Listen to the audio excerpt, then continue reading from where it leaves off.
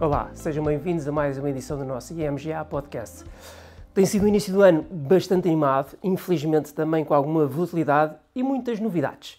E, portanto, pensei fazer neste podcast um bocadinho ponto da situação do estado do mundo, do estado dos mercados financeiros, e convidei para esta conversa o meu colega João Ramos, que vocês já conhecem de outros podcasts, gestor do nosso departamento de taxa de juros.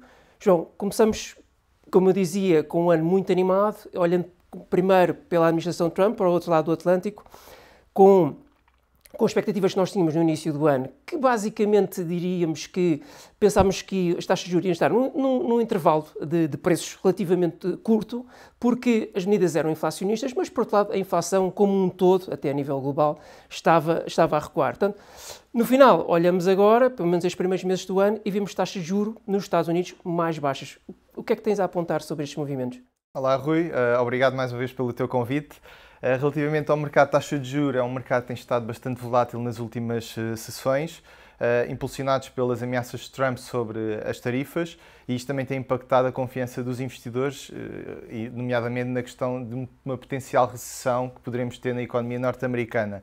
Esta imprevisibilidade de Trump tem também impactado a confiança das famílias e das empresas, e isso foi visível, por exemplo, no último indicador que tivemos relativo ao sentimento americano, reportado pela Universidade de Michigan, dados de março, que vieram substancialmente abaixo daquilo que tinha sido o valor de fevereiro e também muito abaixo daquilo que era o valor estimado, ou seja, isto já está a ter um impacto na economia. Por outro lado, o que tem gerado é que temos assistido a muitos movimentos risk-off no mercado, porque na verdade ninguém sabe bem para onde é que isto vai. Ou seja, já tivemos anúncios de tarifas de 25% sobre o aço e alumínio, de 20% sobre todos os bens chineses, de tarifas recíprocas, de 25% sobre autos, de ameaças de 200% sobre bebidas alcoólicas do lado europeu, como resposta a outras tarifas que a Europa queria colocar aos Estados Unidos. Ou seja, há para todos os gostos e isto está bastante confuso. Qual é o impacto no mercado? Em termos daquilo que são as expectativas de cortes que nós tínhamos falado no podcast anterior, ou seja, no final do ano passado o mercado estimava que cerca de 43 basis points de cortes para este ano. À data de hoje, e já após a última reunião de março da Fed, neste momento são esperados cerca de 66 basis points, ou seja, houve aqui uma reavaliação por parte dos investidores. Em termos de variações de taxas de juros, ou seja, o curto prazo, quando falamos de curto prazo, nos 2 anos norte-americanos, já caíram mais de 25 basis points, em termos de year to date, e o longo prazo, neste caso os 10, já caíram mais de 30. Sendo que, obviamente, aqui há a questão, no curto prazo é mais associada à queda, à probabilidade da Fed vir a cortar mais vezes do que a estimativa, e do longo prazo mais associada à questão económica e de potencial recessão. Bem, sabemos que o mandato da Fed é inflação e emprego, no entanto, a questão económica pode também ditar aqui que o Banco Central seja obrigado a ter que rever mais rapidamente aquilo que é a sua estratégia em termos de taxas de juros, apesar mesmo assim de inflação, os últimos dados referentes à inflação e ao emprego terem vindo melhores que o esperado. A verdade é que esta questão da imprevisibilidade de Trump e uma potencial recessão da economia norte-americana pode fazer então com que continuemos a assistir a uma queda das taxas de juros do outro lado do Atlântico. No entanto, eu dou nota que é bastante importante continuar a acompanhar os principais indicadores macroeconómicos desta região. Sim, e parece que a imprevisibilidade de Trump é coisa que não vai ser alterada. Falamos disto todos os dias. Exato. Passando para este lado do Atlântico, aqui para o velho continente, tivemos uma novidade grande, eu diria, enorme, tendo em conta o que foi a eleição de Merz na Alemanha e a CDU, com a utilização da frase famosa de Draghi, whatever it takes, e portanto muda aqui completamente, parece-me a mim pelo menos, o paradigma na Europa. O que levou na prática a que as nossas expectativas, que eram na verdade até de redução de taxas na Europa, estivesse errada, pelo menos para já, e as taxas estão mais altas do que nós esperaríamos. O que é que tu tens a falar sobre estes movimentos? Achas que é um movimento que vai continuar ainda? Relativamente a essa questão, nomeadamente do lado europeu, deixa-me primeiro explicar-te um pouco o que é que foi aquilo, ou seja, a decisão por parte da Alemanha do pacote de estímulos que anunciou, e depois podemos falar um pouco também sobre o que é que nós achamos que poderá acontecer no mercado aqui para a frente. Numa primeira fase, deixa-me dizer-te então que o novo governo alemão anunciou um pacote de estímulos sem precedentes, que inclui várias medidas, mas das 3 principais é um aumento de gastos em defesa, em que gastos acima de 1% estão isentos do debt break. Anunciou também um pacote de investimentos infraestruturas no montante de 500 mil milhões de euros a ser efetuado ao longo de 12 anos, em que inclui também, onde se incluem gastos em cerca de 100 mil milhões para investimentos associados ao clima, e isto tem a ver mais com a questão política, para agradar ao Partido dos Verdes, porque foi importante para fazer passar este pacote, e também o aumento de gastos, o aumento do financiamento dos Estados federais. Os objetivos são claros, ou seja, um deles é relançar a economia alemã e, por outro, é impulsionar o setor da defesa, não só da Alemanha, mas também da zona euro. No entanto, embora seja esperado que isto tenha um impacto positivo não só na economia alemã como na economia europeia também, o impacto imediato foi uma subida muito acentuada das taxas de juros, com especial impacto mais na parte mais longa da curva.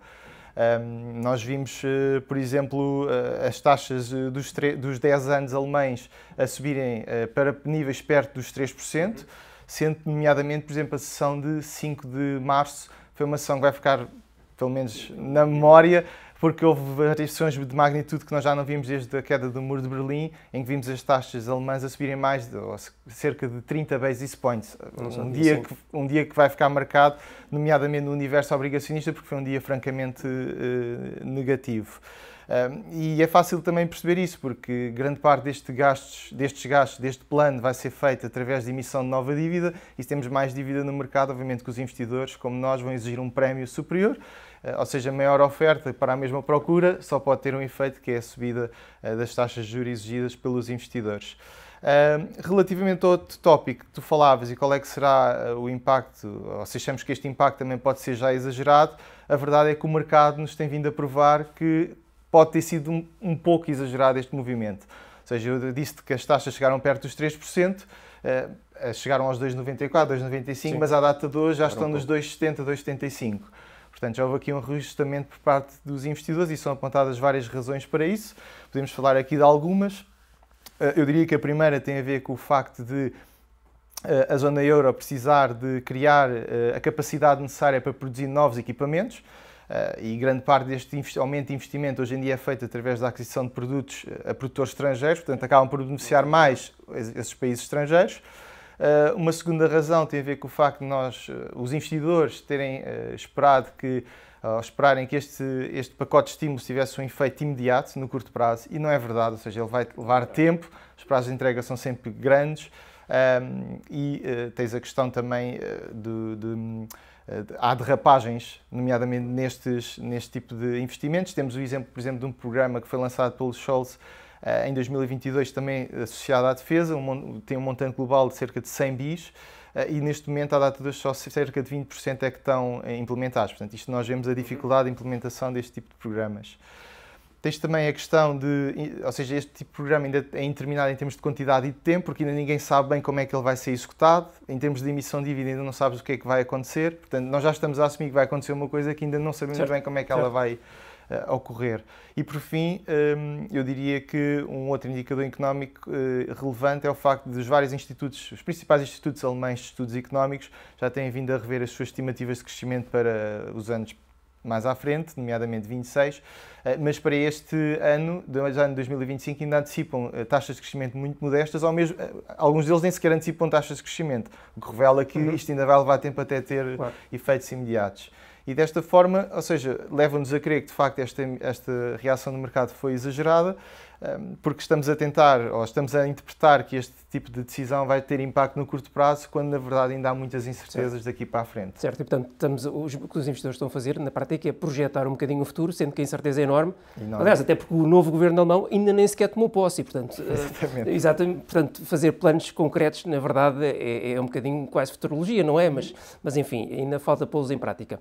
Mudando um bocadinho para os ativos de mais risco, isso nós vemos principalmente ações, ativos típicos, o ativo típico de risco, que sofreu correções importantes já este ano, principalmente após o topo atingido ali alguns em janeiro. Portanto, ativos de risco, dizia eu, corrigiram. No entanto, se olharmos para os mercados de crédito, até se portaram relativamente bem, portanto, tiveram ali alguma capacidade de resistir a esta menor procura. Que razões apontas para esta resiliência, João? Bem, Rui, tens razão relativamente a esse tema. O segmento de crédito tem estado bastante resiliente, ainda assim tem vindo a sofrer com a volatilidade também. tanto no segmento investment grade como do high yield. No entanto, se vimos as variações em termos de year to date, ainda estamos a assistir a estreitamentos em ambos os segmentos. Nós ainda antecipamos, no entanto, que possa ser possível conseguirmos atingir os mínimos do ciclo, mas para isso é fundamental termos estabilidade das taxas de juros, porque o crédito tem bastante correlação com o movimento das taxas.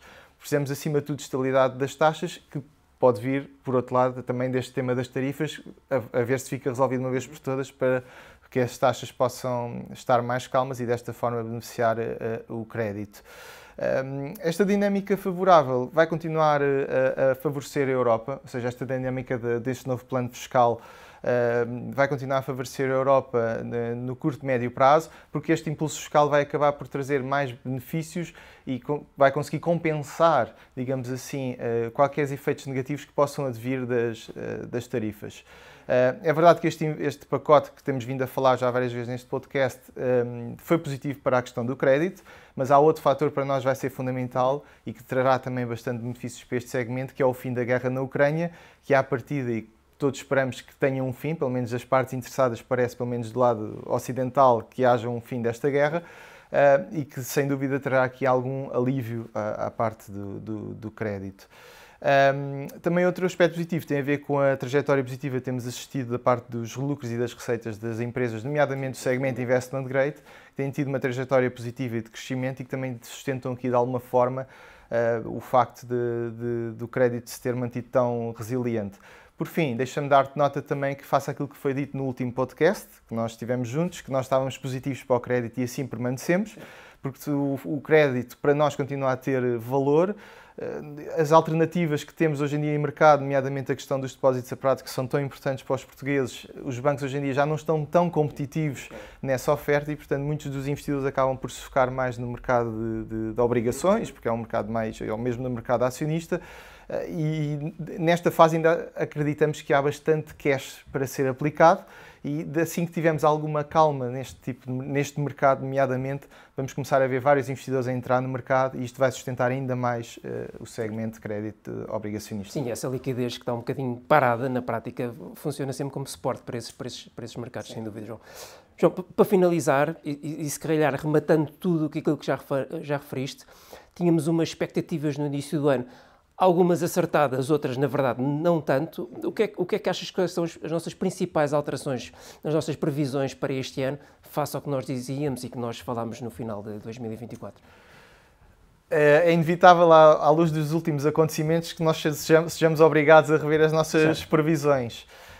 No curto prazo, é assim, deixa-me dizer-te que, nomeadamente na zona do lado europeu, nós não antecipamos grandes alterações face àquilo que comunicámos, ou seja, nós ainda antecipamos que o Banco Central Europeu vai continuar a cortar taxas de juros, já fez 2 vezes este ano, acreditamos que pode fazer mais 2 vezes até final de 2025 e isto basicamente está relacionado com o facto da inflação, como tu mencionaste no início do nosso vídeo, tem vindo a demonstrar sinais positivos, nomeadamente no setor dos serviços, e também a questão salarial, que é importante para o BCE, cujo crescimento tem vindo a ser sucessivamente menor, e isso dá bastante suporte ao Banco Central Europeu para continuar a cortar taxas daqui para a frente. No lado americano muda um pouco face àquilo que tínhamos dito, porque se temos esta imprevisibilidade que tanto falamos de Trump, também aliada à questão da recessão, pode fazer com que a Fed seja obrigada a ter que cortar antecipadamente ou cortar antes daquilo que era esperado. E, portanto, aqui, o ano passado falámos que tínhamos ter aqui cortes de entre 1 a 2, neste momento, digamos que podemos ter aqui um corte adicional face àquilo que era a nossa estimativa inicial. Para nós, sem dúvida nenhuma, que esta questão do pacote fiscal e orçamental da Alemanha é uma mudança radical na zona euro e vai mudar a trajetória de médio prazo para o Banco Central Europeu, porque poderá mudar aqui as estimativas de decisão relativamente às taxas diretoras daqui para a frente, porque está estimado uma taxa de crescimento superior no futuro e isso acaba por alterar completamente aqui o paradigma do Banco Central Europeu. E outra coisa que é bastante interessante é que no ano passado falávamos que ia haver uma diferenciação cada vez maior entre os Estados Unidos e a zona euro, sim, entre a Europa, nomeadamente na questão das taxas de juros, e hoje, à data de hoje, vemos exatamente o oposto. Sim. Ou seja, antecipamos que haja cada vez mais uma aproximação que já tem vindo a acontecer, por tudo aquilo que temos vindo a falar, ou seja, Estados Unidos claramente numa situação de menor crescimento económico, aliado a estas políticas que todos os dias falamos de Trump e para o qual o próprio secretário do Tesouro já disse que está plenamente confortável que isto possa acontecer, porque a economia precisa disto para mais à frente ser mais beneficiada. E do outro lado europeu, o que vemos é cada vez mais estímulos para poder impulsionar o setor da defesa, que de facto é importante para estarmos mais seguros deste lado e também para fazer face àquilo que são as ambições russas. E isto obviamente vai estimular o crescimento e poderá, como eu já disse, impactar as tomadas de decisões por parte do Banco Central Europeu. Sim, sem dúvida. Parece que a Europa finalmente está a querer liderar o seu próprio destino, algo que já não acontecia, se calhar há muitas décadas. Acho lá que sim. E essa, se calhar, é a principal diferença que nós não esperaríamos no início do ano. João, obrigado mais uma vez pela tua presença. Obrigado, Rui. Obrigado também a todos que nos acompanharam. Não percam o nosso próximo podcast e até lá desejamos a todos bons investimentos.